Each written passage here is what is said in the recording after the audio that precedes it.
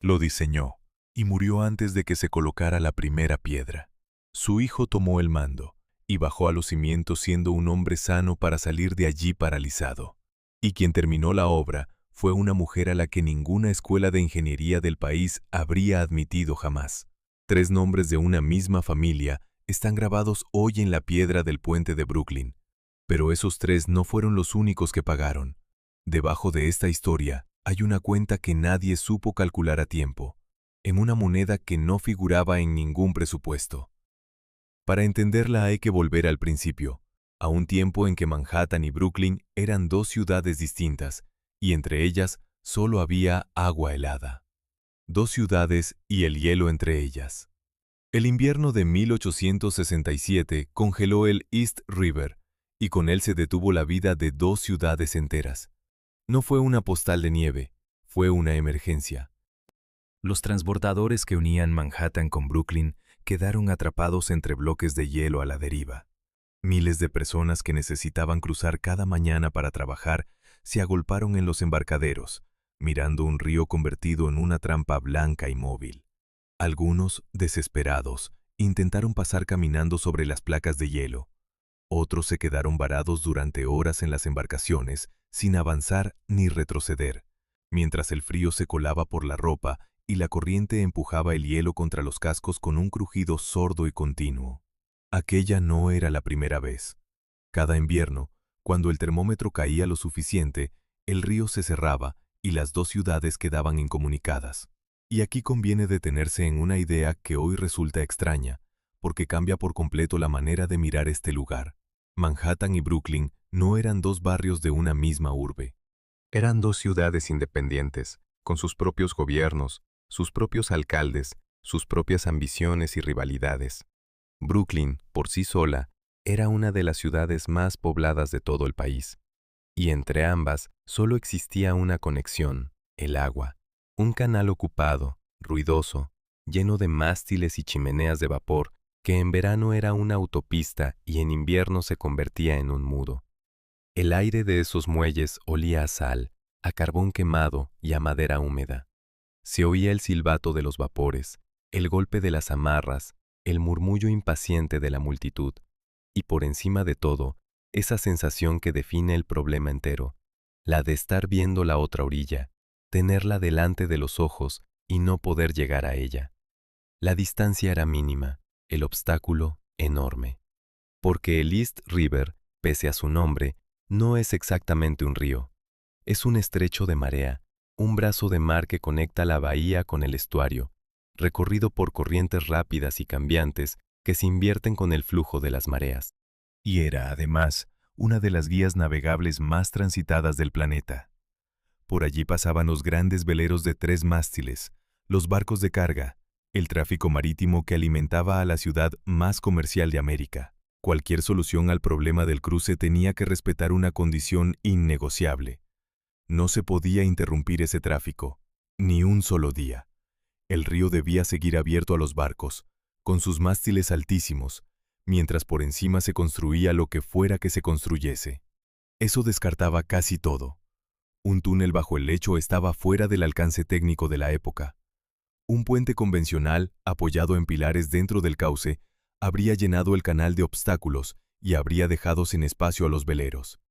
La única respuesta posible era un puente que salvara al río de una sola zancada, o casi, con un vano central enorme, sin apoyos en el agua, y con la altura suficiente para que los barcos más grandes pasaran por debajo sin rozar sus jarcias. Un puente colgante.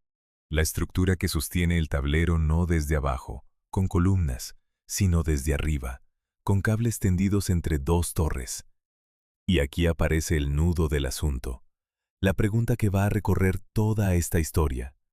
Porque en aquel momento, a mediados del siglo XIX, proponer un puente colgante de ese tamaño no era audaz.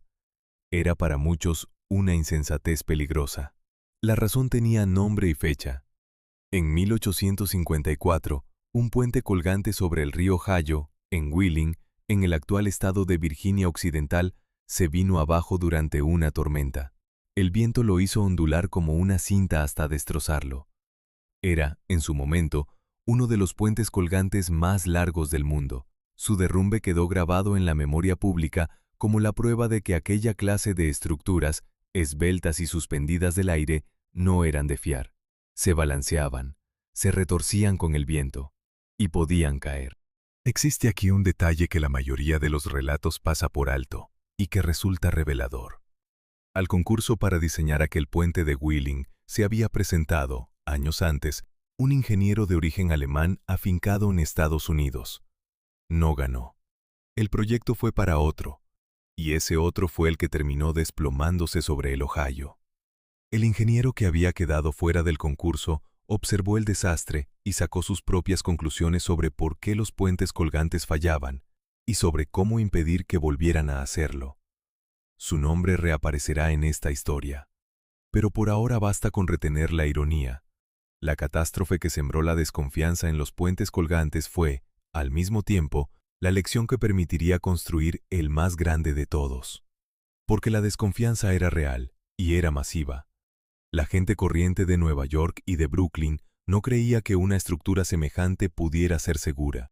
La idea de caminar sobre un tablero suspendido a decenas de metros sobre el agua, sostenido únicamente por unos cables, colgando en el vacío, les producía un temor visceral.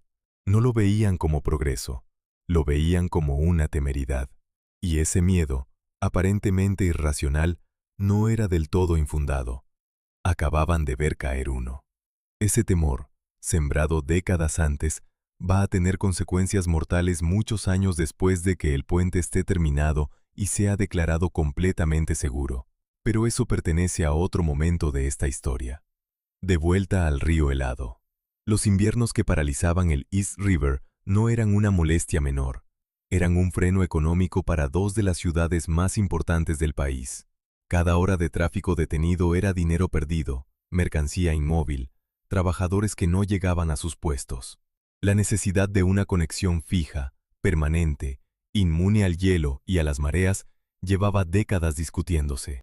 Se hablaba de ello en los periódicos, en los despachos, en las tabernas de los muelles. Todos coincidían en que hacía falta un puente.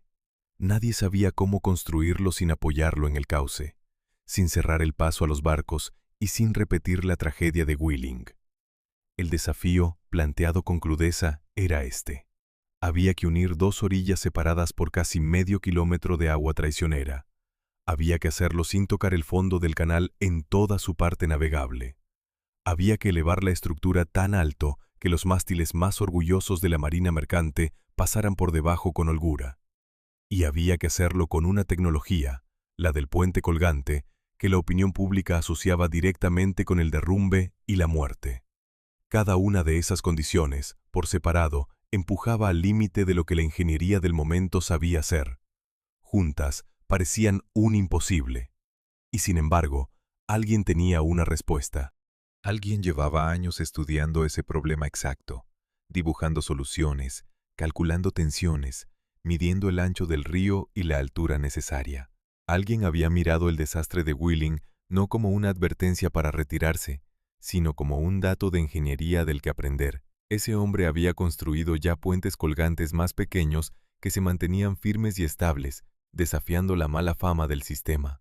Había desarrollado un método propio para fabricar los cables, y tenía en la cabeza, terminado hasta el último detalle, el plano de una estructura que sería un 50% más larga que cualquier puente colgante jamás levantado en el mundo. Su proyecto respondía a todas las condiciones a la vez. Un vano central que cruzaría el río de un salto, sin un solo pilar en la zona navegable, una altura que dejaría pasar a los barcos más grandes, y un sistema de cables de un material nuevo, más resistente que nada usado antes en un puente, reforzado con tirantes diagonales que darían a la estructura la rigidez de la que había carecido el puente de Wheeling. Sobre el papel, era la solución perfecta al problema de las dos ciudades y el hielo entre ellas. Sobre el papel, porque entre aquel plano impecable y el puente real que hoy cruza el East River, se interpone una cadena de acontecimientos que su autor no llegó a imaginar.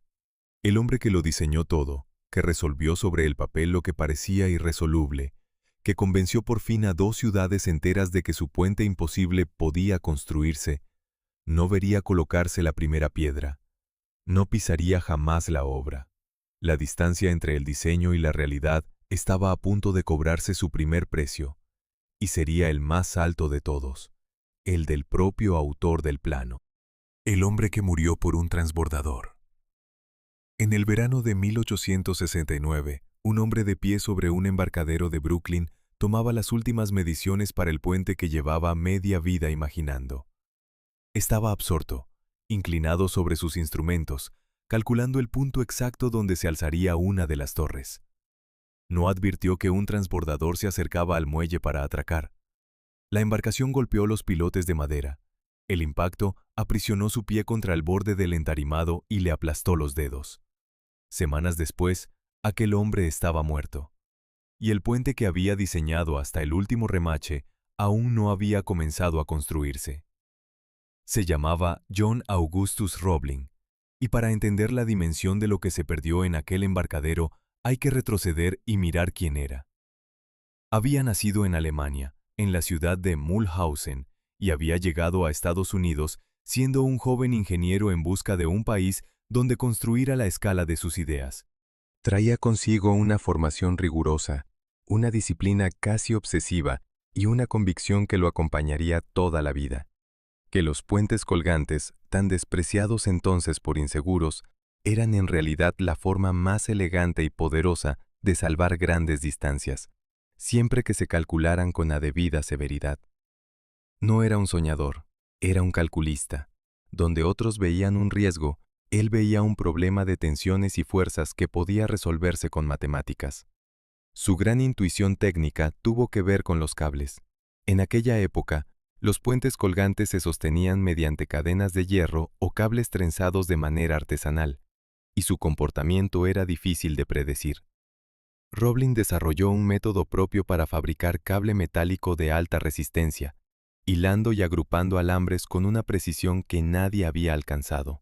Aquel cable no solo era más fuerte, era fiable, homogéneo, previsible, y sobre esa fiabilidad construyó toda su reputación. Montó una fábrica de cable en Trenton, en Nueva Jersey, y con su propio material fue levantando, uno tras otro, puentes que se mantenían firmes donde la teoría popular decía que debían balancearse y caer. Antes de Brooklyn, ya había demostrado de lo que era capaz. Había construido un acueducto colgante en Lackawaxen, en Pensilvania, una obra que llevaba agua suspendida sobre un río mediante el mismo principio de los cables tensados. Y había levantado un gran puente colgante sobre el río Ohio, en Cincinnati, con un vano que en su momento fue de los mayores del mundo. Aquel puente de Cincinnati era, en cierto modo, un ensayo general del de Brooklyn. Las mismas torres de piedra, el mismo tablero suspendido, la misma firmeza. Quien quisiera saber si Roebling era capaz de cruzar el East River, solo tenía que ir a Cincinnati y caminar sobre una estructura que no temblaba. El aire de su taller olía a metal y a tinta. Sobre las mesas de dibujo se acumulaban los planos, alzados de las torres, secciones de los cables, cálculos de carga escritos con letra apretada, columna tras columna de cifras. Roebling no dejaba nada al azar. Revisaba cada número, cada tensión, cada margen.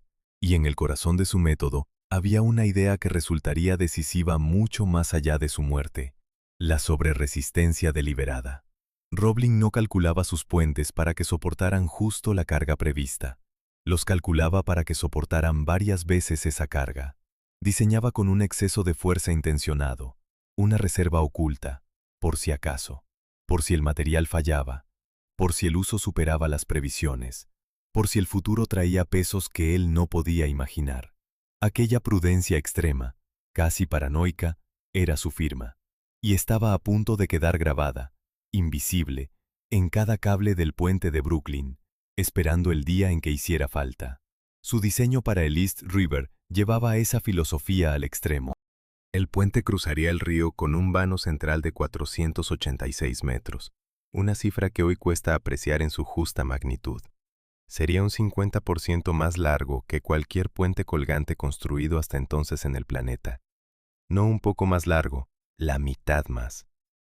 Roebling no proponía mejorar el récord, proponía pulverizarlo. Y para lograrlo, introdujo dos decisiones que definirían la estructura para siempre. La primera fue el material de los cables. Hasta entonces, los grandes puentes colgantes se habían tendido con alambre de hierro. Roebling proyectó los suyos con alambre de acero, un material bastante más resistente, pero cuyo comportamiento en un puente de esa escala nadie había puesto a prueba. Sería el primer puente colgante de la historia sostenido por cables de acero. Un salto tecnológico sin precedentes, un cálculo sin red, apoyado únicamente en la confianza de Roebling en los números. La segunda decisión fue el sistema mixto de suspensión. Un puente colgante clásico sostiene el tablero mediante cables verticales que cuelgan de los grandes cables curvos tendidos entre las torres. Roebling añadió a eso una red de tirantes diagonales, cables rectos que descendían directamente desde lo alto de las torres hasta distintos puntos del tablero, como los radios de un abanico. Esos tirantes diagonales cumplían una función precisa: dar rigidez, impedir que el tablero ondulara con el viento, impedir, en definitiva, que se repitiera Wheeling. Roebling había estudiado aquel derrumbe y había entendido que el enemigo no era el peso, sino el balanceo, la oscilación que el viento imprime a una estructura demasiado flexible. Sus diagonales eran la respuesta a esa amenaza, una defensa cosida en la propia geometría del puente. Todo eso estaba en los planos, terminado, resuelto.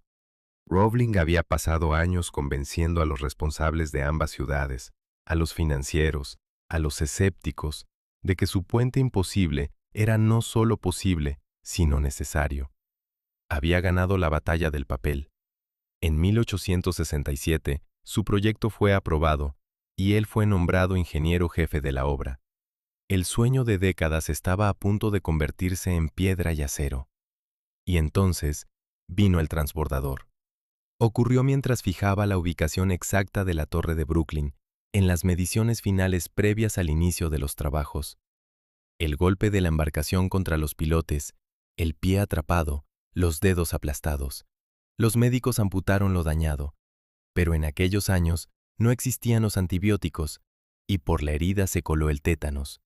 La infección avanzó, le provocó espasmos atroces y en pocas semanas acabó con él. John Augustus Roebling murió sin haber visto retirar una sola palada de tierra de su gran obra.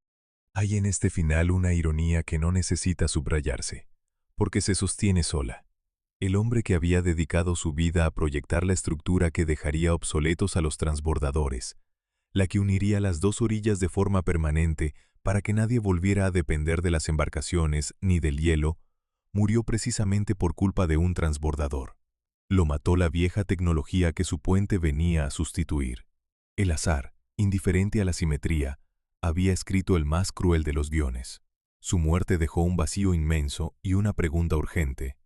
El proyecto existía, completo y detallado, pero un plano no construye un puente. Hacía falta alguien capaz de leer aquellos cálculos, de entender la sobreresistencia deliberada, el acero sin precedentes, las diagonales contra el viento, y de traducir todo eso a una obra real que duraría en pie durante siglos. Hacía falta un ingeniero jefe. Y hacía falta ya, porque las dos ciudades no iban a esperar indefinidamente a que el hielo volviera a cerrar el río. La respuesta estaba, en cierto modo, dentro de la propia familia. John Roebling había formado a su hijo en el oficio desde joven, lo había llevado a sus obras, le había enseñado a hilar cables y a leer tensiones, lo había puesto a trabajar en el puente de Cincinnati. Ese hijo conocía el método de su padre mejor que nadie vivo. Se llamaba Washington Roebling, tenía 32 años y había regresado no hacía mucho de un largo viaje por Europa dedicado precisamente a estudiar la tecnología que resultaría clave para hundir los cimientos del puente en el fondo del East River. Los responsables de la obra no dudaron demasiado. La recomendación del padre pesaba y la preparación del hijo estaba fuera de discusión. Washington Roebling fue nombrado ingeniero jefe. Aceptó el cargo sabiendo lo que su padre le había legado, el plano de la estructura más ambiciosa jamás intentada, y la responsabilidad de mantenerla en pie. Lo que no podía saber era el precio que ese cargo le exigiría pagar en su propio cuerpo. Porque para construir las torres de aquel puente había que descender primero al lugar más peligroso de toda la obra, un sitio donde el aire mismo se convertía en veneno. y el nuevo ingeniero jefe no era hombre de dirigir desde la distancia. Bajaría allí él mismo, una y otra vez, hasta que aquel lugar terminara de cambiarlo para siempre. La luna de miel en el cajón. En 1867, una pareja de recién casados cruzaba el océano rumbo a Europa. No iban de viaje de placer, iban a estudiar cómo enterrar hombres bajo el agua sin ahogarlos. Washington Roebling y su esposa, Emily Warren Roebling, pasaron los primeros tiempos de su matrimonio recorriendo Francia y Alemania, no visitando catedrales ni paseando por jardines, sino descendiendo a las obras donde se experimentaba con una tecnología nueva y temible, la del cajón neumático. El padre de Washington les había encomendado esa misión antes de morir. Sabía que su puente sobre el East River solo podría levantarse si antes se resolvía el problema más difícil de todos, el que no se veía desde la superficie, el que quedaría sepultado para siempre bajo la piedra de las torres. El problema de cómo construir cimientos en el fondo de un río.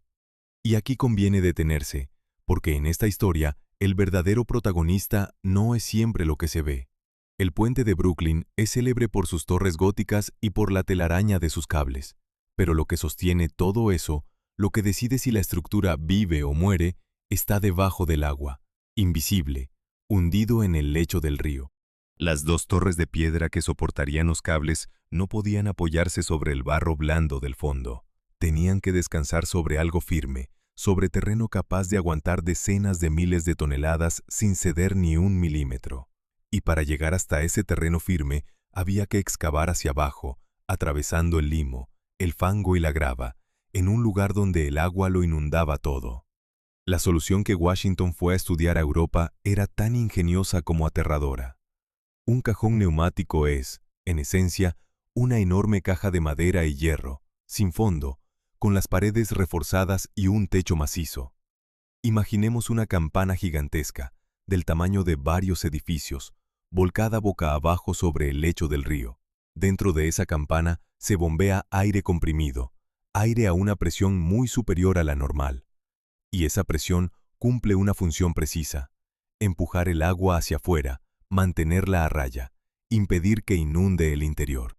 El resultado es un espacio de trabajo seco, una cámara con suelo de fango real, el fondo mismo del río, donde los hombres pueden bajar, cavar y extraer tierra como si estuvieran en tierra firme, aunque estén, en realidad, bajo el agua y bajo el peso creciente de una torre que se construye sobre sus cabezas. El principio es sencillo de enunciar, vivirlo era otra cosa. Para bajar al cajón, los obreros descendían por un pozo estrecho, una especie de chimenea que atravesaba la torre en construcción y desembocaba en la cámara de trabajo. A medida que se descendía, la presión aumentaba, los oídos se taponaban y había que compensarlos, tragando saliva, forzando el aire, igual que hace hoy un buceador que baja demasiado deprisa. Al llegar abajo, se entraba en un mundo aparte. El aire era denso, caliente, húmedo, cargado. Costaba respirar. La cámara se iluminaba con velas y lámparas de gas, y las llamas ardían de un modo extraño, más altas, más brillantes, más furiosas de lo normal, porque el aire comprimido contenía más oxígeno en cada bocanada. Y las voces sonaban distintas. El aire a presión alteraba el timbre, agudizaba los sonidos, de modo que los hombres se hablaban entre sí con voces extrañamente altas, como si alguien hubiera acelerado una grabación. Un lugar donde hasta el fuego y la palabra humana se comportaban de manera antinatural. Bajo los pies no había suelo, sino el propio lecho del East River. Barro empapado, arena, piedras, a veces restos hundidos de embarcaciones antiguas o troncos arrastrados por la corriente durante siglos. Los obreros, apodados sandhogs, cavaban ese fondo con palas y picos, cargaban el material extraído y lo enviaban hacia la superficie por unos conductos especiales. A medida que retiraban tierra por debajo, el enorme cajón se hundía un poco más, empujado por el peso de la mampostería que crecía encima. Piedra sobre piedra, la torre iba subiendo hacia el cielo mientras su base descendía hacia el fondo. Y por encima del techo de madera de la cámara, a apenas unos metros, estaba el agua del río. Y sobre el agua, el aire libre, y sobre todo ello, el peso descomunal de la torre. Los hombres trabajaban, literalmente, debajo del río y debajo de un edificio al mismo tiempo. Todo eso era lo que Washington y Emily habían ido a estudiar a Europa. Recorrieron obras, tomaron notas, interrogaron a ingenieros, aprendieron las técnicas y también sus peligros. Aquel viaje, que fue a la vez luna de miel y expedición técnica, dice mucho de la pareja que lo emprendió. No separaban la vida del trabajo. El matrimonio y el puente eran, desde el principio, la misma cosa. Mientras estaban en Alemania, además, nació su único hijo. La familia crecía al mismo ritmo que crecía el proyecto, y ambas cosas quedarían entrelazadas hasta un punto que entonces nadie podía prever. Cuando regresaron a Estados Unidos, la muerte de John Roebling lo había cambiado todo. Washington ya no era el ayudante que estudiaba una tecnología para su padre, era el ingeniero jefe, el responsable último de que aquellos cajones se hundieran correctamente hasta el terreno firme. Y no era hombre que dirigiera desde un despacho. Desde el primer momento, decidió que bajaría él mismo a las cámaras, que compartiría el aire denso y caliente con sus obreros, que estaría presente en el punto más peligroso de la obra. Consideraba que un jefe no podía pedir a sus hombres que se expusieran a algo que él no estaba dispuesto a afrontar. Esa determinación, admirable y temeraria a la vez, lo llevaría a pasar en los cajones más horas que casi cualquiera. Los trabajos comenzaron por el lado de Brooklyn. El cajón de esa orilla descendió a través del fango hasta encontrar la roca firme a unos 13,5 metros de profundidad. Allí, sobre el lecho sólido, quedó asentada la base de la primera torre. La operación, pese a su dificultad, transcurrió sin catástrofes mayores. El sistema funcionaba. La campana invertida hacía su trabajo, el agua se mantenía a raya, los hombres cavaban y el cajón se hundía. Parecía que la parte más incierta del proyecto estaba bajo control. Pero había una diferencia crucial entre las dos orillas, una diferencia escrita en la geología del río mucho antes de que existieran Nueva York o Brooklyn. Del lado de Brooklyn, la roca firme estaba relativamente cerca de la superficie del lecho. Del lado de Manhattan, no. Allí el terreno sólido se hundía mucho más, y para alcanzarlo habría que bajar el cajón a una profundidad muy superior. Y en los cajones neumáticos, la profundidad no es un número más. La profundidad lo es todo. Porque cuanto más abajo se excava, mayor tiene que ser la presión del aire dentro de la cámara para contener el agua. Y cuanto mayor es la presión, más peligroso se vuelve algo que en aquel entonces nadie comprendía del todo. Al principio los hombres bajaban, trabajaban sus turnos y subían sin más problema aparente que el agotamiento.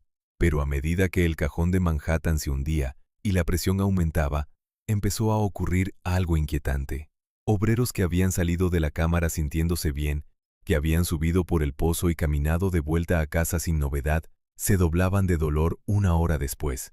Un dolor salvaje en las articulaciones, en las piernas, en el vientre. Algunos quedaban paralizados, alguno murió. Y lo más perturbador de todo era que nadie sabía por qué. No se habían caído, no los había golpeado nada, no había habido accidente. Simplemente habían subido a la superficie, y algo invisible, algo que actuaba en el silencio de la sangre, los estaba destrozando por dentro. Los obreros no entendían qué los atacaba, los médicos tampoco. La relación entre la profundidad, el tiempo pasado abajo y la velocidad de ascenso era un misterio absoluto. Los hombres seguían bajando, porque había un puente que construir y un jornal que ganar. Pero cada descenso al cajón de Manhattan se había convertido en una apuesta silenciosa contra un enemigo sin rostro y sin nombre. Un mal que aún no figuraba en ningún libro de medicina, que nadie había descrito, que carecía siquiera de una palabra que lo designara. Un mal que estaban haciendo, allí mismo, en el fondo del East River. La enfermedad que no existía. Un obrero alemán llamado John Myers terminó su segundo día de trabajo en el fondo del río, subió a la superficie, caminó hasta su casa y se derrumbó con un dolor insoportable en el vientre. Poco después estaba muerto. Era el 22 de abril de 1872 y se convirtió en uno de los primeros hombres en morir por una enfermedad que aún no tenía nombre. provocada por una causa que nadie en el mundo era capaz de explicar. Lo que estaba matando a los obreros del puente de Brooklyn no era un veneno, ni una infección, ni un accidente. Era el aire mismo que respiraban ahí abajo.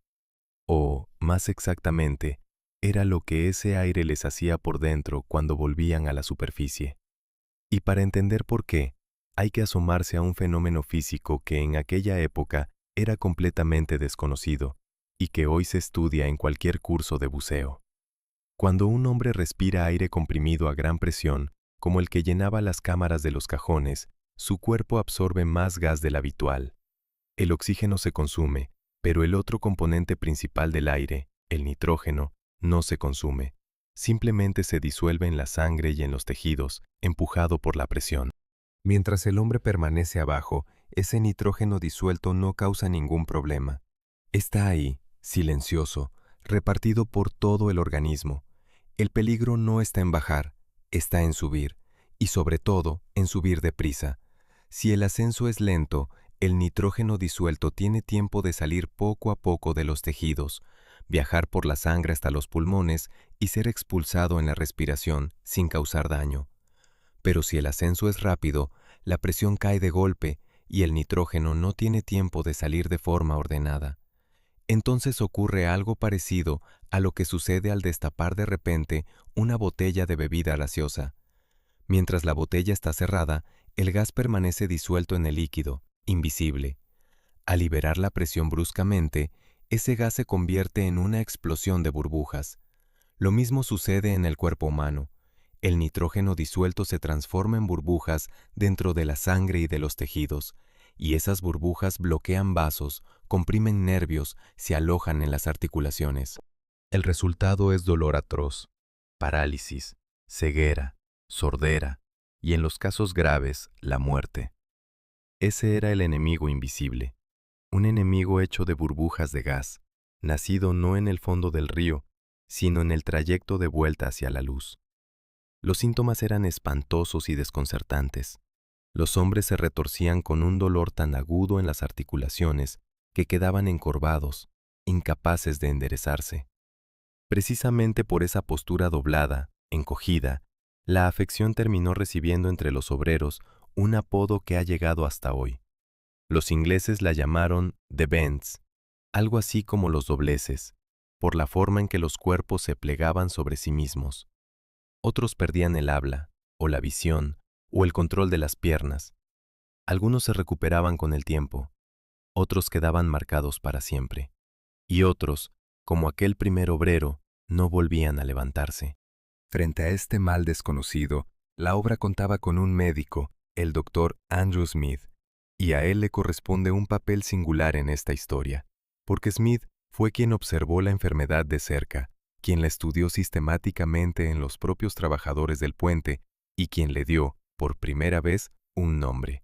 La llamó Caisson Disease, enfermedad del cajón, tomando el nombre del lugar donde la había visto aparecer. Aquel bautismo tiene algo de fundacional, una dolencia que la humanidad conocería después en buzos, en mineros, en submarinistas de todo el planeta. Recibió su primer nombre médico allí mismo, a orillas del East River, observada en los obreros que hundían los cimientos de este puente. Smith documentó lo que veía con rigor. Entre finales de enero y finales de mayo de 1872, registró más de un centenar de casos que consideró lo bastante graves como para requerir su atención directa. De todos ellos, varios obreros murieron a causa de la enfermedad. Smith comprendió que el mal tenía que ver con la presión y con el trabajo en el cajón, e intuyó incluso que un ascenso más gradual podía ayudar. Pero le faltaba la pieza central del rompecabezas, la física del nitrógeno disuelto, el mecanismo exacto de las burbujas. Tenía el nombre, tenía la descripción, tenía la sospecha, no tenía la cura. Y sin comprender la causa profunda, cualquier remedio era un tanteo a ciegas. Aquí reside uno de los rasgos más sobrecogedores de esta obra. La cámara de trabajo, ese espacio de aire denso y llamas altas donde los hombres cavaban el fango, se había convertido en un laboratorio involuntario de una enfermedad nueva. Cada obrero que bajaba era, sin saberlo, un sujeto de un experimento que nadie había diseñado. La ciencia médica de la época iba por detrás de los acontecimientos, tratando de poner nombre y descripción a algo que ya estaba matando gente. El conocimiento avanzaba a costa de cuerpos reales, de hombres concretos que entraban sanos en el pozo y salían destrozados. Y en medio de todo esto, hay un detalle sobre el ingeniero jefe que ilumina su carácter y que resulta esencial para lo que vendría después. Washington Roebling no se limitaba a supervisar los cajones desde arriba, bajaba a ellos personalmente, y no solo eso, permanecía en el interior más tiempo que la mayoría de sus obreros. Lo hacía por un motivo que decía mucho de él. Sabía que el trabajo en la cámara era aterrador, que los hombres bajaban con miedo, que corría entre ellos el rumor de una muerte invisible, y consideraba que su deber como jefe era estar allí, dar ejemplo, sostener la moral de la cuadrilla con su propia presencia. No pedía a nadie que se expusiera a un peligro que él mismo no compartiera. Esa entrega, esa negativa a mandar desde la seguridad de la superficie, era el rasgo más noble de su liderazgo. Fue también su perdición. Cada hora que Washington pasaba de más en el fondo del río, respirando aire comprimido para acompañar a sus hombres, era una hora en que su propio cuerpo se cargaba de nitrógeno disuelto. La misma dedicación que lo hacía admirable lo estaba envenenando lentamente. El enemigo invisible no distinguía entre obreros y jefes. Actuaba igual en la sangre de un Sandhawk anónimo que en la del hombre que dirigía la obra entera. Y mientras Roebling se empeñaba en no abandonar la cámara antes que sus trabajadores, la enfermedad del cajón preparaba, en silencio, el golpe que cambiaría por completo el rumbo de la construcción. Porque en toda esta parte de la historia hay un hecho que rompe la imagen habitual de las grandes obras. Solemos imaginar que los muertos de una construcción caen por accidentes visibles.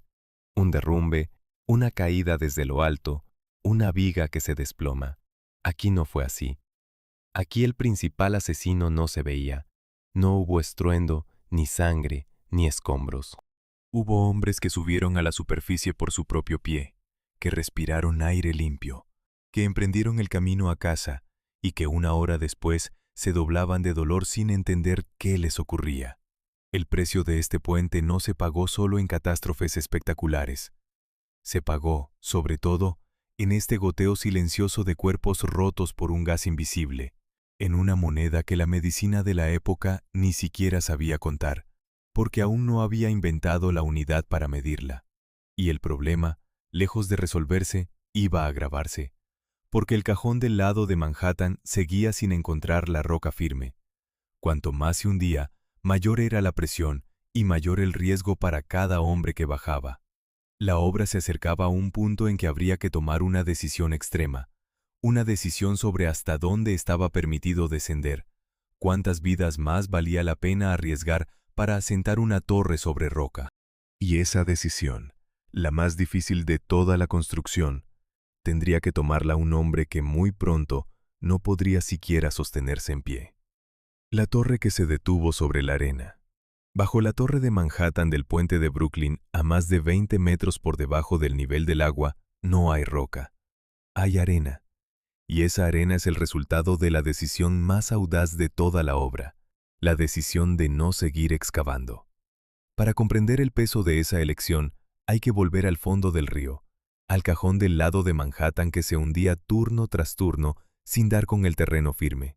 Del lado de Brooklyn, la campana invertida había encontrado la roca a unos 13,5 metros de profundidad, y sobre ella se había asentado la primera torre sin mayores tragedias. Pero la otra orilla era distinta. Allí el cajón siguió bajando, atravesando fango y grava, y a medida que descendía, la presión del aire en la cámara aumentaba, y con ella la enfermedad del cajón golpeaba con más fuerza. Se llegó a los 23,5 metros de profundidad, y la roca aún no aparecía. Entonces se tomaron muestras, se hincaron sondas metálicas en el fondo, por debajo del cajón, para averiguar a qué distancia estaba todavía el lecho sólido. Y el resultado fue descorazonador. La roca firme se hallaba aún más abajo de lo que se esperaba.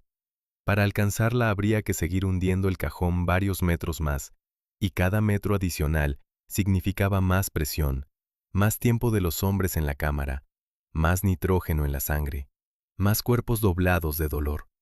La aritmética era brutal en su sencillez. Llegar hasta la roca costaría vidas. Nadie sabía cuántas.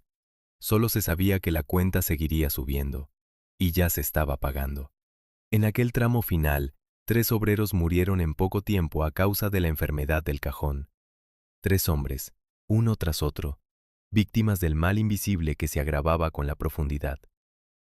La cámara de trabajo, ese espacio caliente y denso donde las llamas ardían altas y las voces sonaban agudas, se había convertido en un lugar donde cada jornada de descenso podía ser la última para alguien.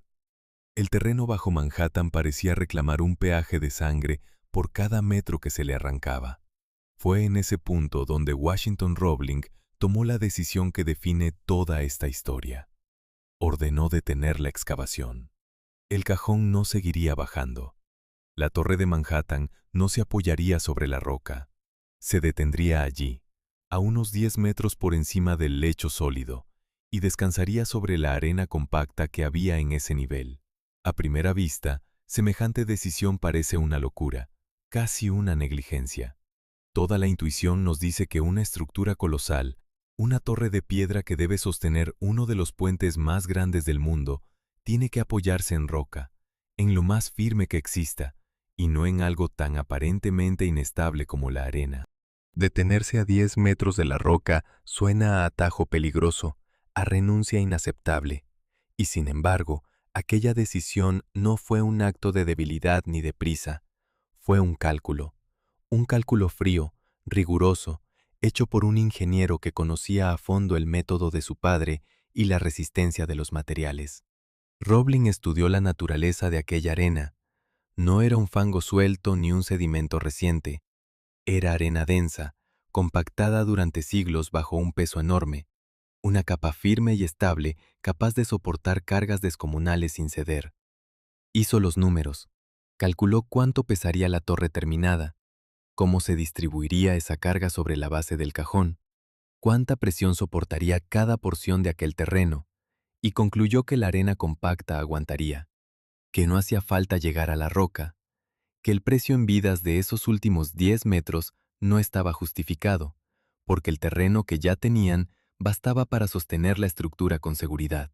Aquí aparece uno de los rasgos que convierten a esta obra en algo distinto de la simple ambición desbocada. Solemos asociar las grandes construcciones con la idea de no rendirse jamás, de superar cualquier obstáculo cueste lo que cueste, de llegar hasta el final sin transigir. Y sin embargo, la decisión más valiente de todo el puente de Brooklyn no fue seguir adelante, sino parar. No fue conquistar la roca, sino aceptar la arena. La audacia, esta vez, consistió en detenerse a tiempo, en reconocer que el objetivo perfecto no valía las vidas que iba a costar, y en confiar en que un cálculo bien hecho era más sólido que la obstinación. Y hay un elemento que añade a esa decisión una gravedad extraordinaria. El hombre que la tomó ya no la tomaba desde una posición cómoda. Cuando ordenó detener la excavación de Manhattan, Washington Roebling era ya un hombre gravemente enfermo, tocado él mismo por la dolencia que había matado a sus obreros. Había pagado en su propio cuerpo el precio de esos cajones. No decidía desde la distancia de un despacho seguro. Decidía desde el conocimiento íntimo del sufrimiento que cada metro adicional causaría, porque ese sufrimiento lo llevaba grabado en su propia carne. Fue un hombre que apenas podía sostenerse en pie quien dijo que ya se había descendido bastante, que ya se había apagado bastante y que la torre se quedaría sobre la arena. Detengámonos un instante en lo que eso significa hoy. Cualquiera que se acerque a la base de la torre de Manhattan y pose la mano sobre su piedra está tocando una estructura que pesa decenas de miles de toneladas, que ha sostenido durante más de un siglo el paso incesante de peatones, carruajes, tranvías y más tarde, automóviles.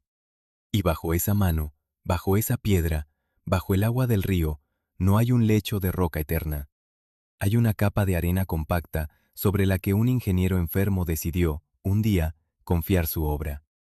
La torre no se ha movido, no se ha hundido, no se ha inclinado. La arena ha aguantado. exactamente como los cálculos predijeron, década tras década, muy por encima de las exigencias que la ciudad del siglo XIX podía siquiera imaginar, porque el tiempo ha dado la razón a aquella decisión de un modo que ni el propio Roebling llegó a ver del todo. El puente soporta hoy un tráfico y unas cargas que en 1872 eran impensables. Miles de vehículos que entonces no existían, un peso diario que multiplica cualquier previsión de la época. Y la torre de Manhattan, apoyada sobre arena, sostiene todo eso sin flaquear. El cálculo no solo fue correcto para su tiempo, fue correcto para un futuro que su autor no podía prever. Aquella prudencia, aquella confianza en los números frente a la tentación de la roca, resultó ser una de las decisiones de ingeniería más acertadas de la obra. Conviene decir con claridad, para no dejar sombras donde no las hay, que la torre sobre arena no es un defecto oculto ni una amenaza latente. No es que el puente esté mal cimentado o que penda de un descuido.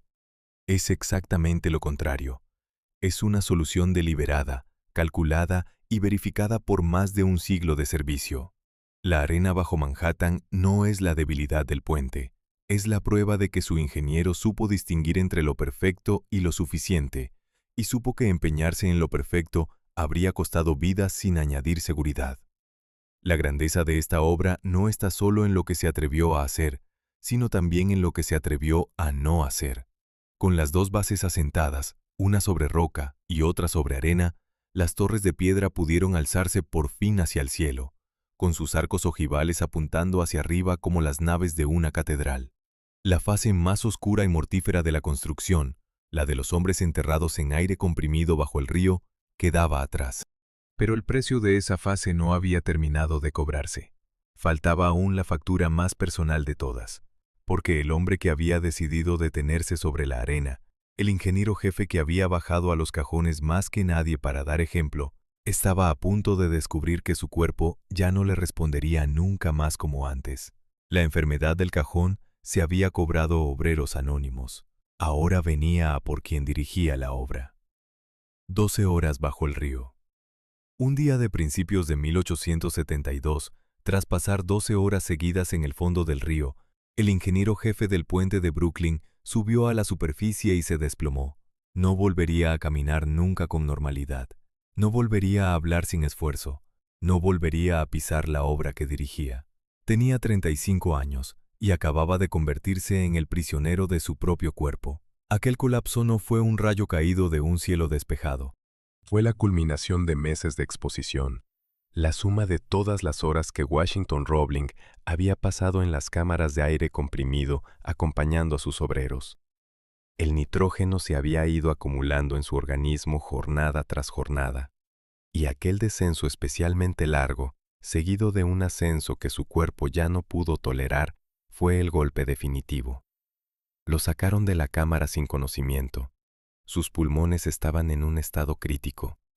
Durante un tiempo se temió incluso por su vida. Sobrevivió. Pero el hombre que sobrevivió ya no era el mismo. La enfermedad del cajón lo dejó con secuelas devastadoras y permanentes. Sufría una parálisis parcial que le arrebataba el control de su cuerpo. Su visión había quedado dañada. Padecía dolores de cabeza extenuantes que lo dejaban postrado durante horas. A veces perdía la voz y era incapaz de pronunciar palabra. Su sistema nervioso, castigado por las burbujas de gas que se habían formado en su interior, no volvería a funcionar como antes. El ingeniero vigoroso que bajaba a los cajones para dar ejemplo a sus hombres se había transformado en un inválido encerrado en una habitación. Y aquí es donde esta historia da uno de sus giros más asombrosos. Uno de esos hechos que rompen por completo la imagen que solemos tener de las cosas. Porque lo lógico, lo que cabría esperar, es que un hombre en ese estado renunciara a su cargo, entregara la dirección de la obra a otro y se retirara a intentar recuperarse. No fue eso lo que ocurrió. Washington Roebling no abandonó el puente. Siguió siendo el ingeniero jefe, continuó dirigiendo, calculando, decidiendo, resolviendo cada problema de la construcción, durante 11 años, desde la ventana de su casa. La familia se instaló en un piso en el barrio de Brooklyn Heights, en una posición elevada desde la cual se dominaba la obra al otro lado del agua. Y desde allí, incapaz de acudir al puente, Roebling montó su puesto de mando. Junto a la ventana colocó un catalejo, un telescopio a través del cual observaba, día tras día, el avance de los trabajos. Por el ocular veía las torres crecer, veía a los operarios moverse como figuras diminutas sobre el tablero, veía tenderse los cables, veía el estado de cada fase, seguía la construcción de su gran puente a distancia, reducido a un punto de observación fijo, mirando por una lente lo que no podía tocar. Detengámonos en esa habitación, porque en ella se concentra toda la paradoja de esta obra. Un cuarto silencioso, una cama, un hombre que apenas puede moverse, y en la ventana, un telescopio apuntando al otro lado del río, hacia la estructura más ambiciosa que se había intentado jamás. Ese hombre lo ve todo y no puede llegar a nada. Conoce cada tensión, cada cálculo, cada remache de la obra, y sin embargo no puede subir una escalera, no puede caminar por el tablero, no puede señalar con el dedo dónde va cada pieza. La distancia entre su mente y su puente era de apenas 1 kilómetro de agua, y esa distancia se había vuelto infranqueable para él. La magnitud del contraste desafía la imaginación. El puente colgante más largo del mundo, una estructura que superaría en la mitad de su longitud a cualquier otra jamás construida, la primera sostenida por cables de acero, la obra de ingeniería más compleja de su tiempo, estaba siendo dirigida por un hombre que la contemplaba a través de un catalejo desde la cama de su dormitorio. La cabeza que ordenaba cada movimiento de aquella colosal construcción residía en un cuerpo que no podía dar 10 pasos seguidos. Nunca antes, ni quizá después, una obra semejante se había levantado bajo el mando de alguien físicamente ausente de ella. Conviene aquí ser preciso, porque el detalle importa. Roebling no había perdido la lucidez. Esto es esencial. Su cuerpo estaba destrozado, pero su mente permanecía intacta, aguda, plenamente capaz.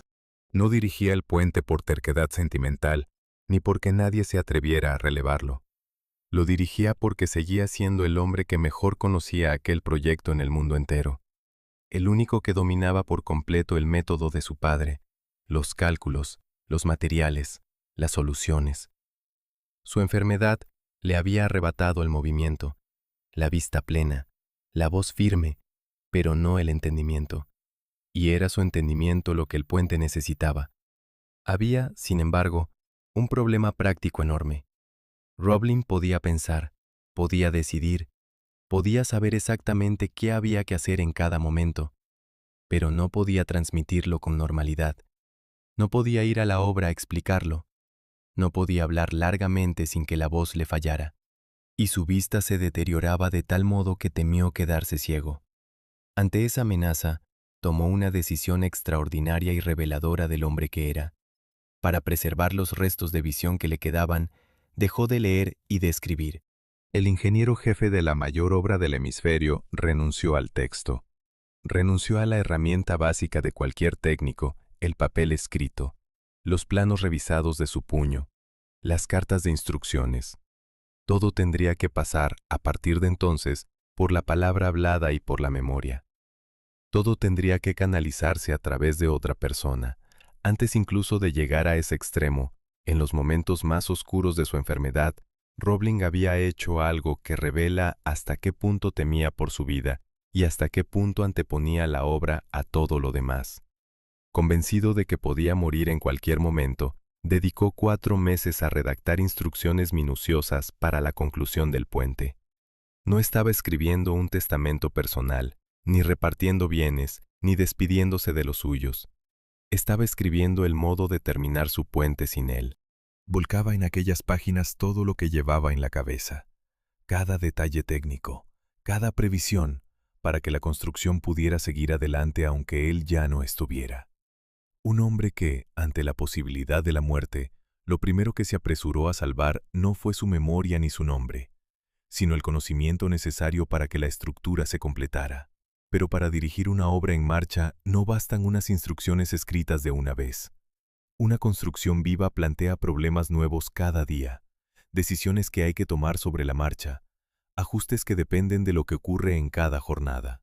Y Roebling, encerrado en su cuarto, mudo a ratos, incapaz de leer, necesitaba un canal permanente entre su mente y la obra. Necesitaba a alguien que fuera cada día al puente, que viera de cerca lo que él solo alcanzaba a atisbar por el telescopio, que llevara sus órdenes a los operarios y le trajera de vuelta los problemas, las dudas, el estado real de los trabajos. Necesitaba unas piernas que subieran las escaleras que él no podía subir, unas manos que señalaran lo que él no podía señalar, una voz que dijera en voz alta lo que a él le costaba pronunciar. Y aquí surge el detalle que lo cambia todo, el que hace de esta historia algo único en los anales de la ingeniería, porque ese enlace entre la mente encerrada y la obra viva no podía ser un simple mensajero. Un mensajero repite palabras que no entiende, y en una construcción como aquella, eso era inservible. No se puede transmitir el cálculo de la tensión de un cable, ni la resolución de un problema estructural, ni una instrucción técnica compleja si no se comprende lo que se está diciendo. El puente exigía un intermediario que entendiera de verdad lo que llevaba y traía, un intermediario capaz de hablar de ingeniería con los contratistas, de captar un problema en la obra y describirlo con precisión, de recibir la solución de Roebling y traducirla en órdenes exactas. Alguien que fuera, en la práctica, un segundo ingeniero. Ese alguien estaba en la misma casa, vivía junto a la ventana del telescopio, cuidaba del hombre postrado y estaba a punto de asumir un papel para el que ninguna institución del país la habría considerado siquiera candidata. La persona que iba a convertirse en las piernas, las manos y la voz del ingeniero jefe, y en mucho más que eso, era su esposa. La obra dirigida desde una ventana. Un grupo de proveedores de acero y hierro llegó un día a la obra del puente de Brooklyn para negociar un contrato de suministro. Esperaban tratar con un ingeniero, con un capataz, con algún hombre de los que dirigen semejantes construcciones. Se encontraron discutiendo especificaciones técnicas, cargas y resistencias con una mujer.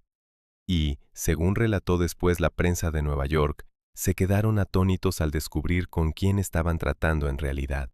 Aquella mujer era Emily Warren Roebling, y la escena resume el hecho más extraordinario de toda esta historia. Que el puente de Brooklyn, la mayor obra de ingeniería de su tiempo, fue llevado a término durante 11 años por una persona a la que ninguna escuela de ingeniería del país habría abierto sus puertas. Para entender lo que hizo Emily, conviene primero desmontar la versión fácil, la que durante mucho tiempo se dio por buena. Según esa versión, Emily habría sido poco más que una mensajera devota, la esposa abnegada que llevaba y traía notas entre el marido enfermo y los obreros, una intermediaria sentimental sin conocimiento propio. Esa imagen es cómoda, encaja con lo que la época esperaba de una mujer y es completamente falsa. Porque un mensajero, ya se ha visto, no habría servido de nada en aquella obra. No se puede transportar el cálculo de la tensión de un cable como quien lleva un recado. Emily no repetía palabras ajenas, comprendía lo que decía. Y comprendía porque había aprendido. Ahí está la raíz de su hazaña. Ante la enfermedad de su marido, Emily no se limitó a cuidarlo ni a hacer de correo. Se puso a estudiar. Aprendió por su cuenta matemáticas avanzadas, las que hacían falta para seguir los cálculos del puente. Estudió las propiedades de los materiales, la resistencia de los metales, el comportamiento del acero bajo tensión. Se familiarizó con el cálculo de las cargas que soportarían los cables, con las especificaciones técnicas de cada componente de la estructura. Trabajó codo con Washington, hora tras hora, para asimilar todo aquel conocimiento antes de tener que aplicarlo. Se convirtió, sin título y sin aula, en una experta en la ingeniería de aquel puente concreto. Su método de aprendizaje tiene algo de conmovedor y de heroico a la vez. No fue a una universidad, porque las universidades de ingeniería no admitían mujeres. No tuvo profesores ni compañeros de estudios. Su aula fue la cabecera de la cama de un enfermo.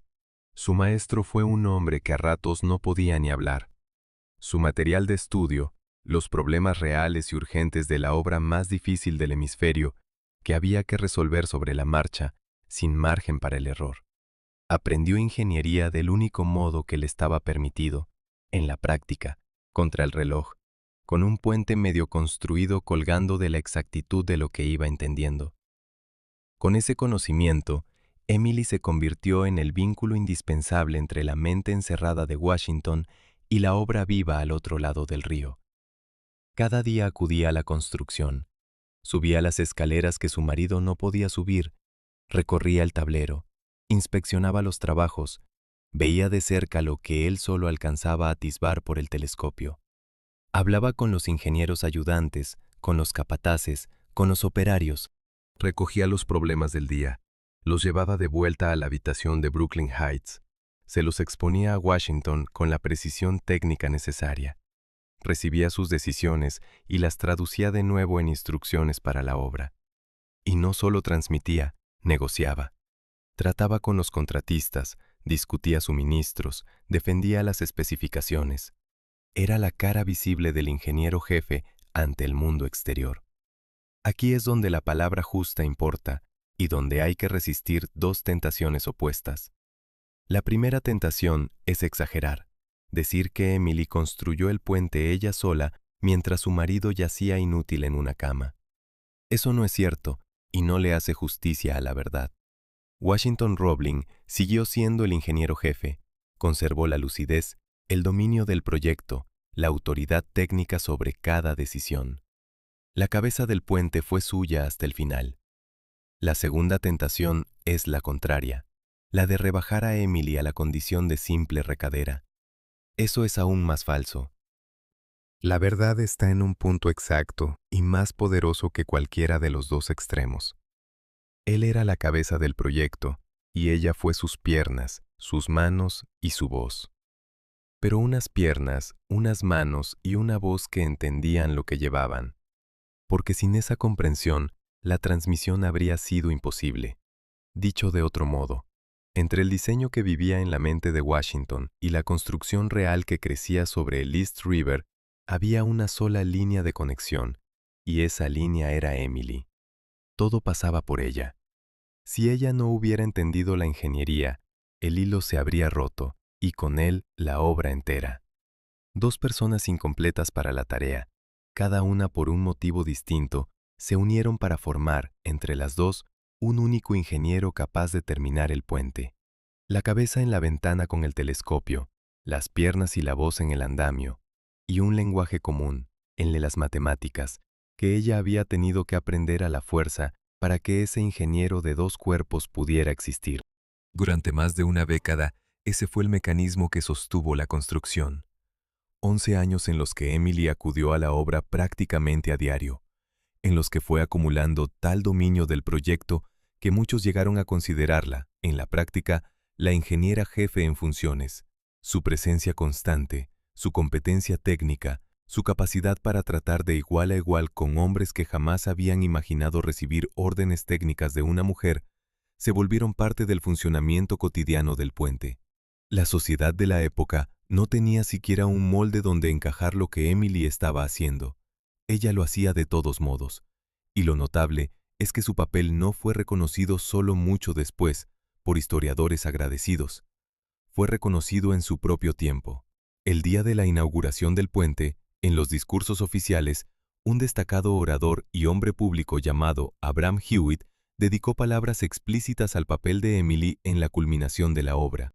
La elogió en público, ante la multitud reunida para celebrar el puente, en pleno siglo XIX, cuando lo esperable habría sido pasar por alto la contribución de una mujer.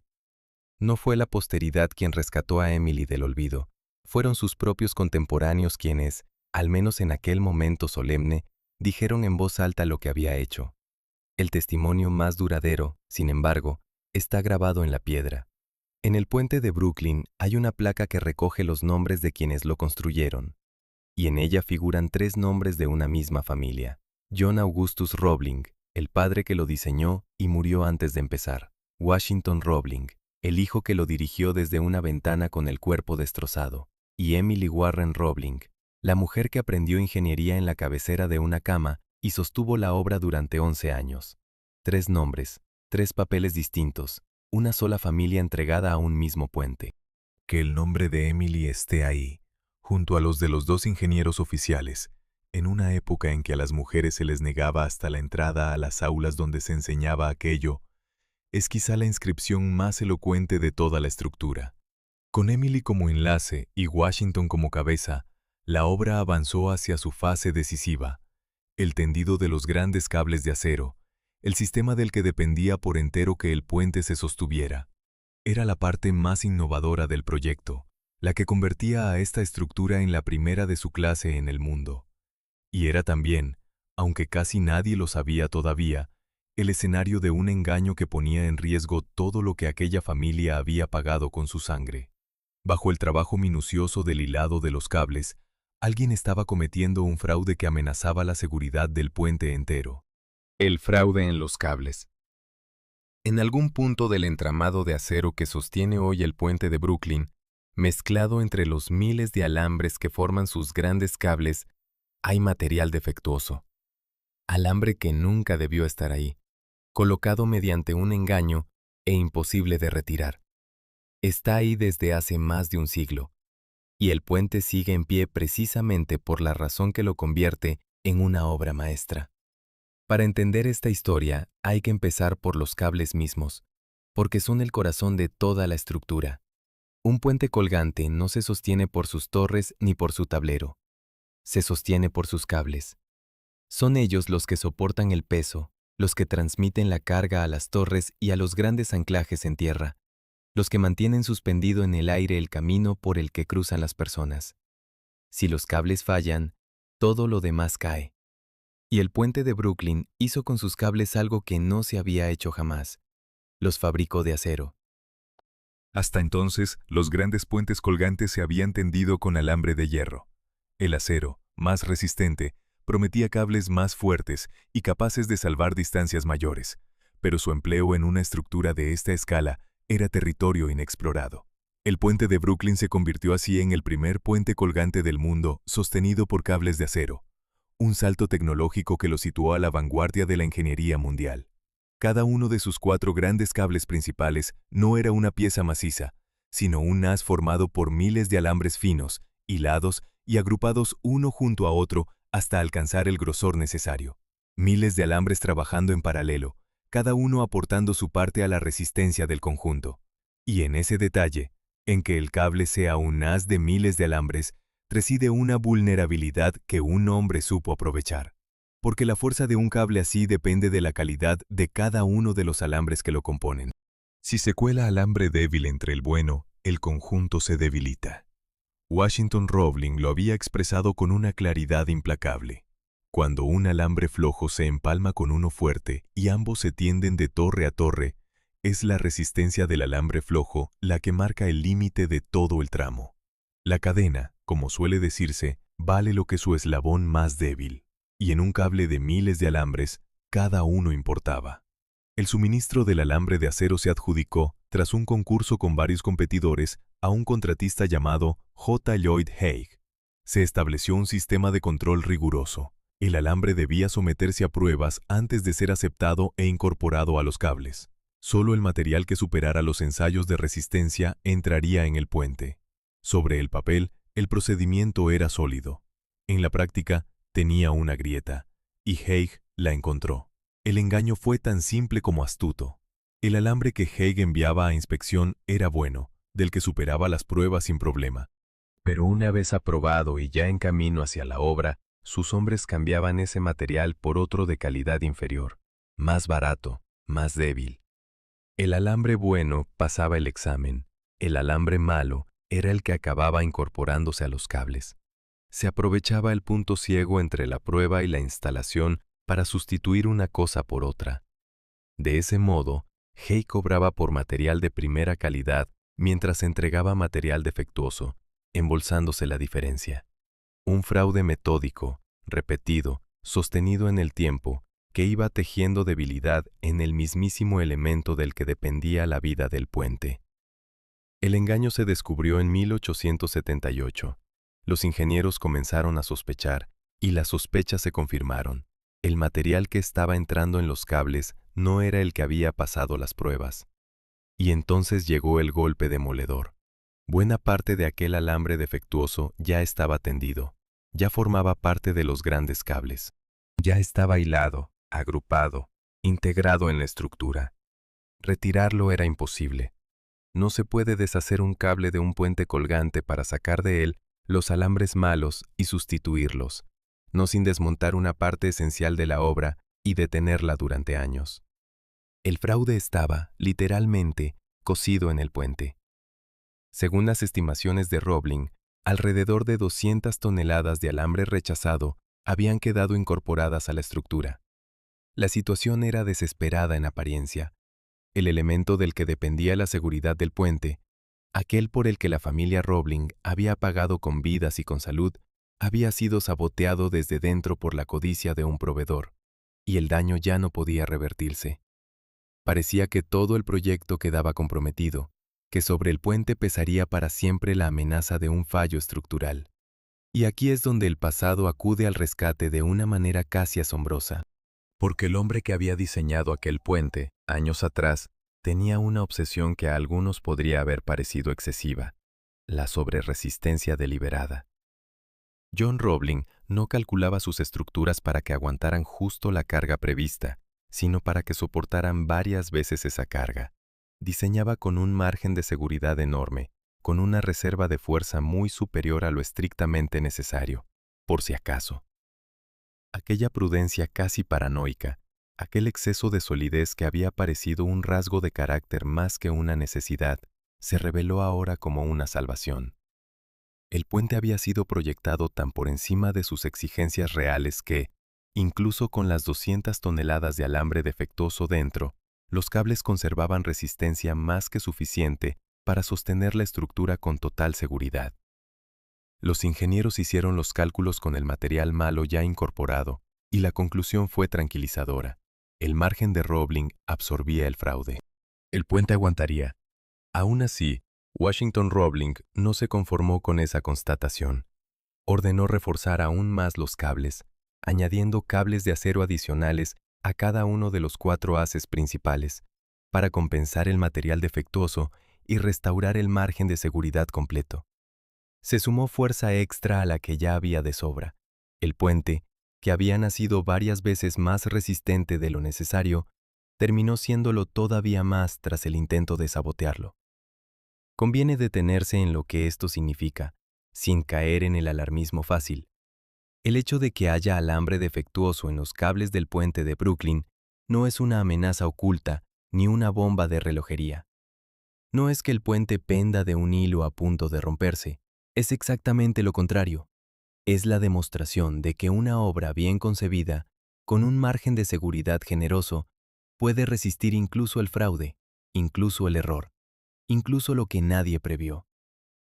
El alambre malo sigue ahí, es verdad, tendido junto al bueno en los grandes cables, pero está rodeado de tanta resistencia sobrante, de tanto refuerzo añadido, que su presencia no compromete nada. Aquel material defectuoso es hoy menos un peligro que un testimonio, la prueba silenciosa de que la previsión de un ingeniero puede vencer a la codicia de un tramposo. Hay en todo esto una lección que trasciende la ingeniería.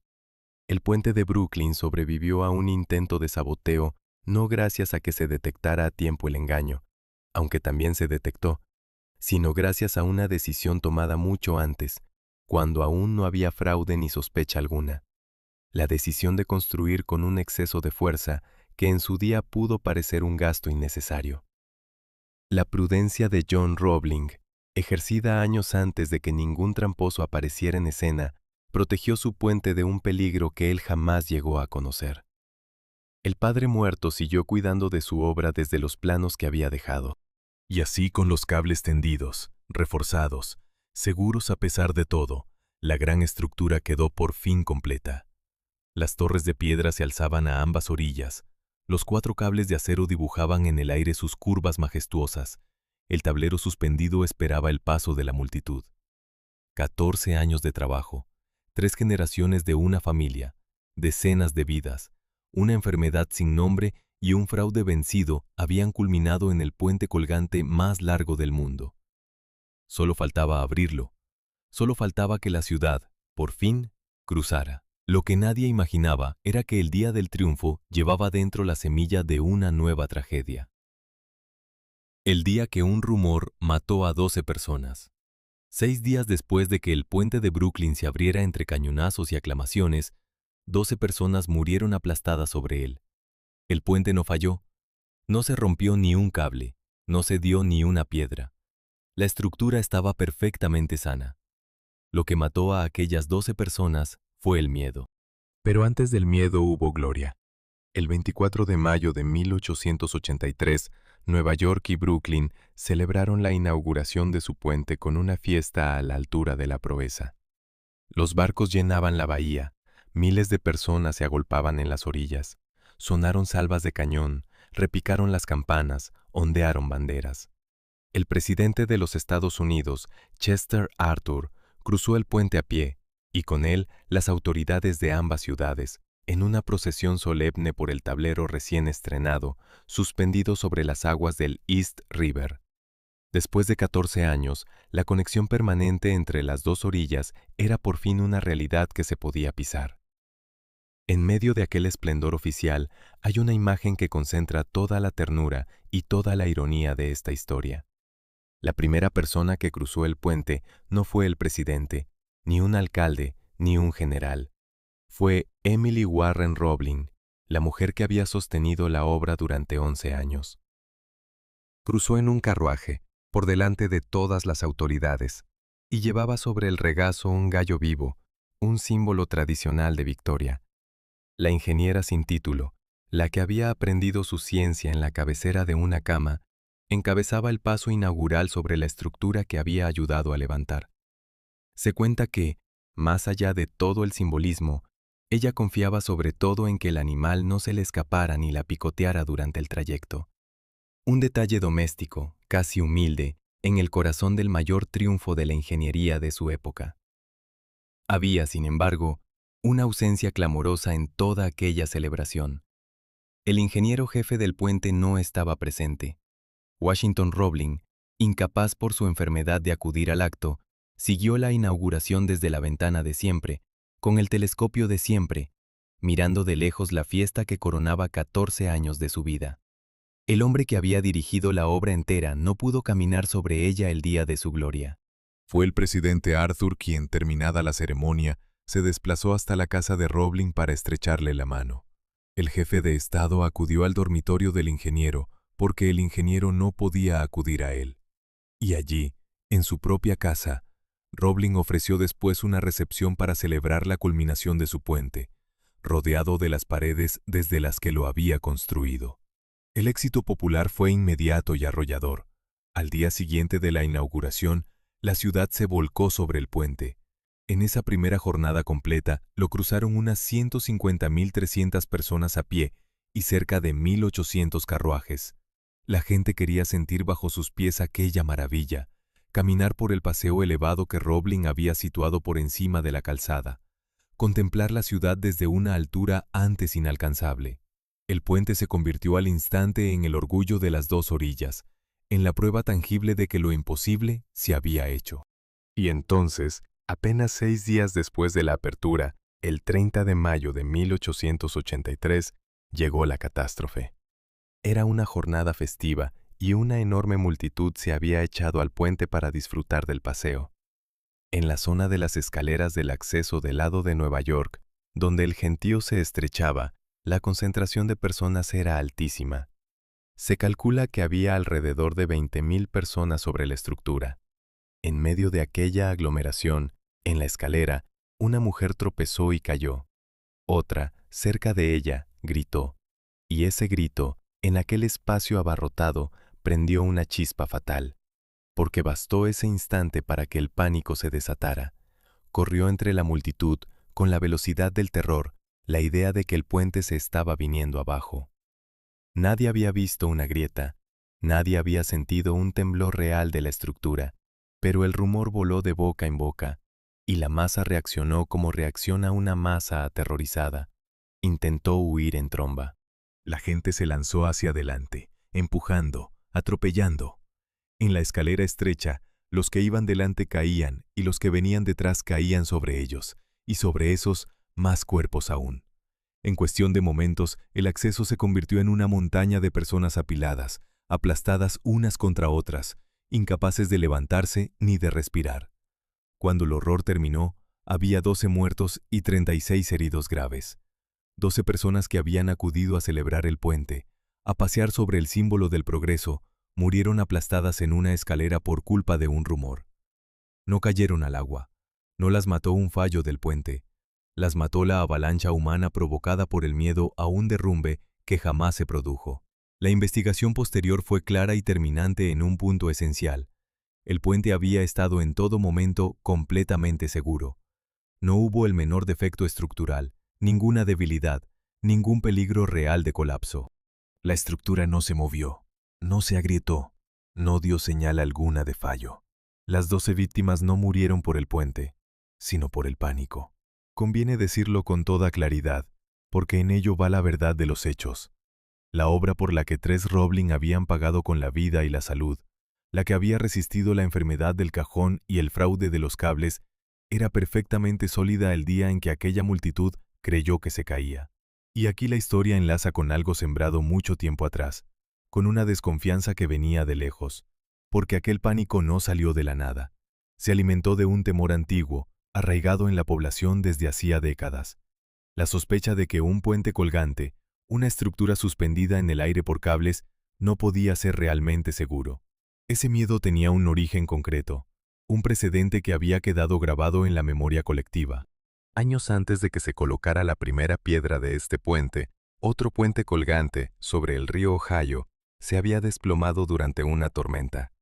La imagen de aquella estructura retorciéndose y cayendo había sembrado en el público la convicción de que aquellas obras esbeltas eran peligrosas por naturaleza. Ese temor llevaba años latente, dormido bajo la admiración por la nueva maravilla. Y en la escalera abarrotada de aquel día festivo, con una mujer caída y un grito en el aire, despertó de golpe. La gente no huyó porque el puente diera muestras de fallar. Huyó porque una parte de ella nunca había terminado de creer que aquello pudiera sostenerse. El rumor no hizo más que dar voz a un miedo que ya estaba ahí, esperando. Y ese miedo, no la estructura, fue el que resultó mortal. De este modo, la cuenta del puente sumó 12 nombres más, y son quizá los más desconcertantes de todos, porque no fueron víctimas de la construcción, sino del puente ya terminado. No cayeron cavando en el fondo del río, ni tendiendo los cables, sino paseando sobre una obra acabada y declarada segura. Murieron después de que todo el peligro real hubiera pasado, cuando ya no quedaba nada que temer, matados por el fantasma de un derrumbe imaginario. A las vidas gastadas en levantar el puente, se añadían ahora 12 vidas cegadas por el simple miedo a que se cayera. La ciudad quedó conmocionada. El puente que debía ser motivo de orgullo se había teñido de luto en su primera semana de vida. Y lo peor era que el problema de fondo seguía intacto, porque la investigación pudo declarar la estructura segura. Los ingenieros pudieron certificar su solidez. Las autoridades pudieron repetir que no había ningún peligro. Nada de eso bastó para devolver la confianza a una población asustada. La gente había visto morir a 12 personas sobre el puente, y por más que se les explicara que la culpa había sido del pánico y no de la estructura, el recelo permanecía. Se necesitaba algo más que informes y certificados.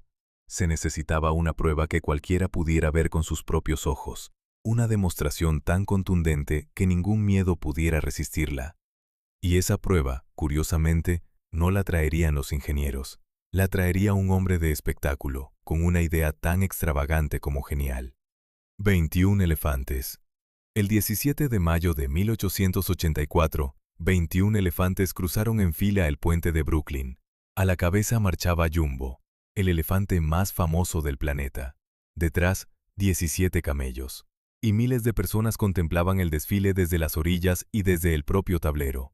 Cuando el último animal llegó al otro lado y el puente ni siquiera se estremeció, ocurrió por fin lo que ningún informe de ingeniería había logrado. El miedo se disolvió. Para entender por qué hizo falta algo tan extravagante, hay que recordar en qué punto había quedado la ciudad.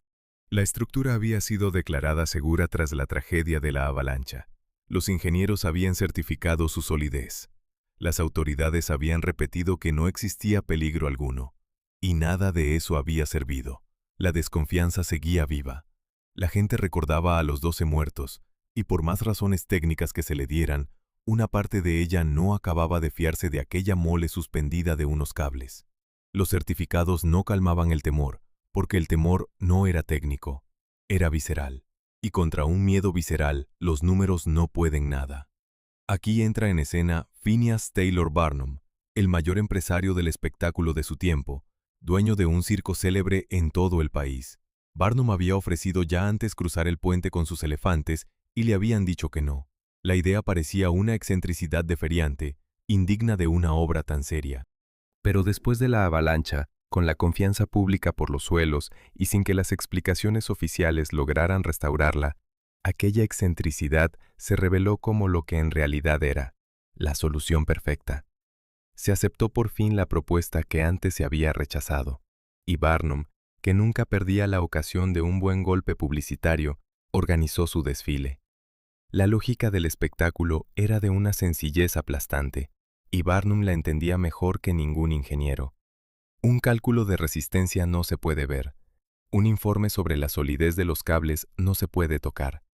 Para una multitud asustada, esos documentos eran palabras abstractas, promesas que había que creer sin comprobar. Un elefante, en cambio, sí se puede ver.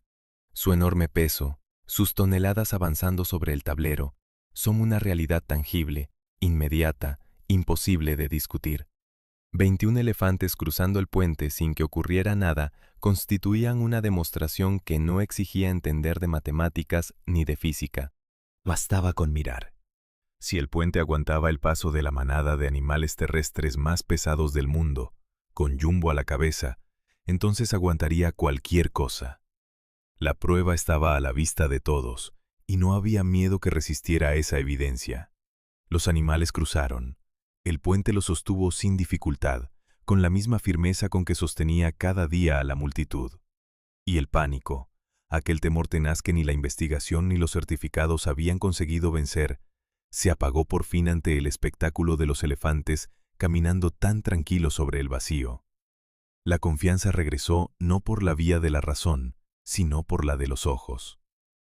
La ciudad hizo las paces con su puente el día en que vio a Jumbo pasearse por él. Hay en este desenlace una ironía que recorre toda la historia y la cierra con exactitud implacable.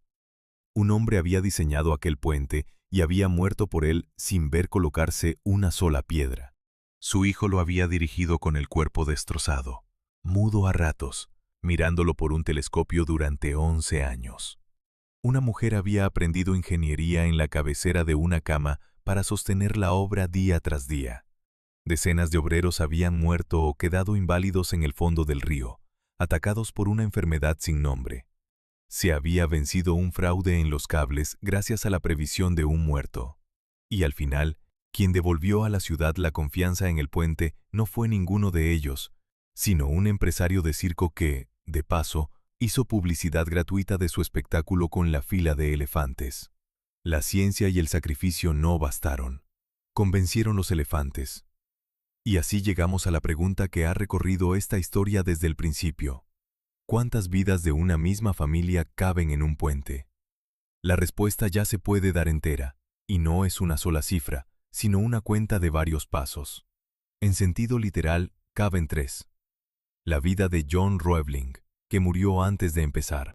La salud de Washington Roebling, que perdió el movimiento, la vista plena y la voz, y con ellos 35 años y todo lo que vino después.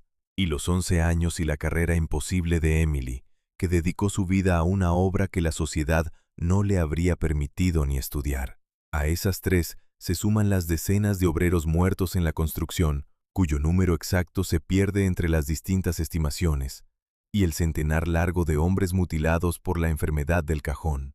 Y a todos ellos, los 12 que murieron aplastados por el miedo, cuando el puente ya estaba terminado y era seguro.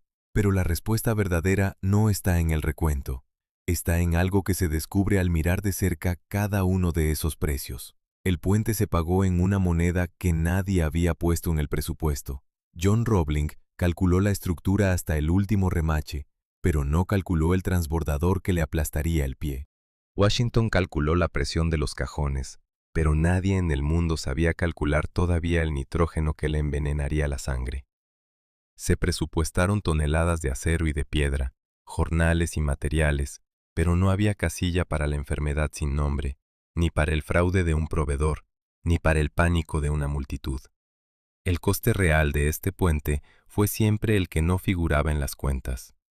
Hay, además, una lección escondida en la decisión más importante de toda la obra, y no es la de haber construido el puente más largo del mundo, ni la de haber estrenado los cables de acero, ni la de haber batido todos los récords.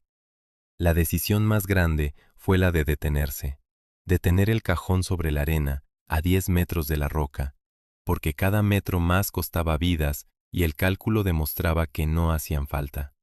Renunciar a lo perfecto para no seguir pagando en sangre lo que ya se tenía asegurado en firmeza. La torre de Manhattan, apoyada sobre arena por voluntad de un hombre que ya no podía caminar, lleva más de un siglo sosteniendo un peso que su época jamás imaginó. La audacia de esta obra no estuvo solo en atreverse, sino en saber parar a tiempo. Y hay una última verdad, quizá la más honda. Este puente no lo levantó un genio solitario, sino un vínculo. Washington no podía ir a la obra. Emily no tenía derecho a ser ingeniera. Por separado, ninguno de los dos podía terminar el puente. Juntos formaron, entre los dos, un único ingeniero completo, una cabeza que pensaba desde una ventana y unas piernas que caminaban por el andamio, unidas por un lenguaje, el de las matemáticas, que ella tuvo que aprender a la fuerza para que ese ingeniero de dos cuerpos pudiera existir. El puente de Brooklyn es, antes que una hazaña técnica, la prueba de lo que dos personas incompletas pueden lograr cuando se convierten en una sola. Hoy, más de un siglo después, sigue en pie sobre el East River, unido a las dos orillas que en otro tiempo el hielo separaba cada invierno. Millones de personas lo cruzan sin saber nada de lo que costó, sin sospechar que bajo la torre de Manhattan hay arena, que en sus cables hay alambre defectuoso rodeado de fuerza sobrante, que su primera semana de vida se cobró 12 muertos por un rumor, que hizo falta una fila de elefantes para devolverle la confianza a una ciudad, y sin saber, sobre todo, que en su piedra están grabados 3 nombres de una misma familia: John Augustus Roebling, Washington Roebling y Emily Warren Roebling, la mujer a la que ninguna escuela de ingeniería habría admitido, y que años después de terminar el puente, ya cumplidos los 56, aún obtuvo un certificado en Derecho porque nunca dejó de aprender. 3 nombres, y uno de ellos, el de una mujer, en la lista de quienes construyeron el puente más famoso del mundo. Hasta aquí este recorrido por la historia del puente de Brooklyn. Si has llegado hasta el final y esta clase de relatos te atrapa, deja tu me gusta y suscríbete al canal, donde cada día encontrarás una nueva historia como esta. Gracias por acompañarnos en este viaje sobre el agua del East River.